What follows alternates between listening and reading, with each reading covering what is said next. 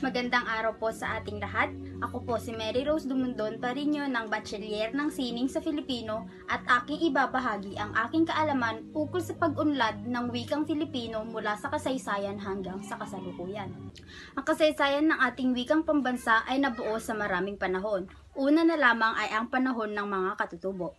Ayon sa mga Kastila, bago pa man sila makarating dito sa Pilipinas ay may sarili ng mga paraan ng pagsulat ang ating mga ninuno o ang mga katutubo.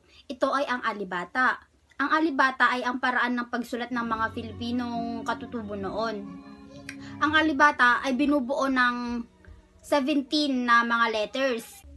May 3 patinig at may 14 na katinig. Ito ang halimbawa ng baybayin o alibata. Ang mga katutubo natin sa mga bato or sa mga puno sila nagsusulat gamit ang mga matutulis na bagay. Sunod namang panahon ay ang panahon ng mga Kastila. Sa panahong ito, madami ang nabago. Isa na lang dito ang paraan ng ating pagsulat. Ang ating alibata ay pinalitan nila ng isang alpabetong Romano. Kung sa alibata ay binubuo ito ng 17 na mga letters, sa alpabetong Romano naman ay 20. May 5 patinig at 15 katinig. Ito naman po ay ang mga bumubuo sa alpabetong Romano. Itong panahon na to, nagkaroon ng malaking problema tungkol sa komunikasyon ang mga Kastila. Kaya naman nagtayo sila ng mga paaralan or mga schools na kung saan ang ituturo ay wikang Kastila. Pero siya naman ang inalmahan ng mga praile. Kaya naman, ang mga Espanyol na lamang ang nag-aral sa sarili nating wika. Nagsulat ng mga diksyonaryo at mga gramatika tungkol sa iba't ibang wikang katutubo. Ang mga praile ang nagsulat nito upang mas mabilis maunawaan o matutunan ng mga Espanyol ang ating wika o wikang Filipino. Sunod naman ay ang panahon ng propaganda at ng himagsikan. Sa panahong ito, madaming mga Pilipino ang nagsulat ng mga Pilipinong akda na ang gamit na wika ay Tagalog. Kung maglalabas sila ng kanilang mga hinaing ukol sa mga Kastila, ang ginagamit nilang lengguwahe ay lingwahe ng mga Espanyol. Pero kapag maggagawa sila or gagawa sila ng mga tula o mga liham, ang ginagamit nilang wika ay wikang Pilipino o Tagalog. Sa panahon naman ng mga Amerikano, wikang English, Ingles ang mga ginamit na medium sa pagtuturo sa paaralan. Maraming mga Pilipino ang naglabas ng kanilang mga saloobin na kung ano dapat ang medium na gamitin nila sa pag-aaral, pero nanatili pa ring English ang ginamit nila sa pagtuturo. At pantulong lamang ang wikang katutubo kaya wikang regional. Sa panahon naman ng mga Hapones, sa pagnanais nilang matanggal ang kahit na anong bakas ng mga Amerikano sa Pilipinas, sa pilitan nilang itinuro ang kanilang lengguwahe o ang Nihongo. Pinagamit din nila ang mga wikang katutubo natin, lalong-lalo na ang Tagalog. Sa katunayan nga niyan, sa panahon ng mga Hapones, dito sumiklab ang gintong panahon ng panitikang Pilipino. Dahil malaya ang mga Pilipino na gamitin ang sarili nilang wika.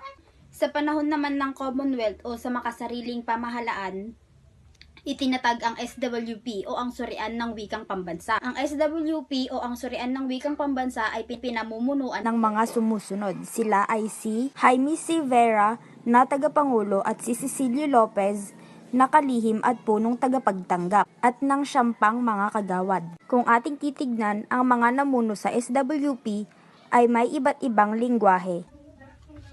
Itinatag ito sa panahon ng 1963. 1936 pala yun.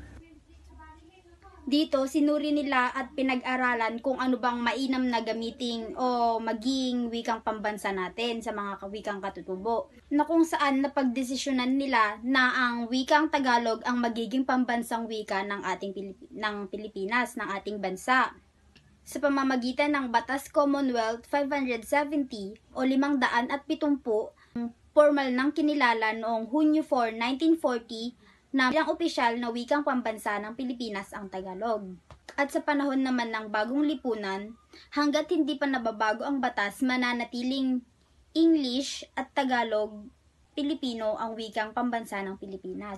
Ang sunod ko namang ibabahagi ay ang aking opinyon ukol sa pagtatanggal ng CHED sa asignaturang Filipino sa college.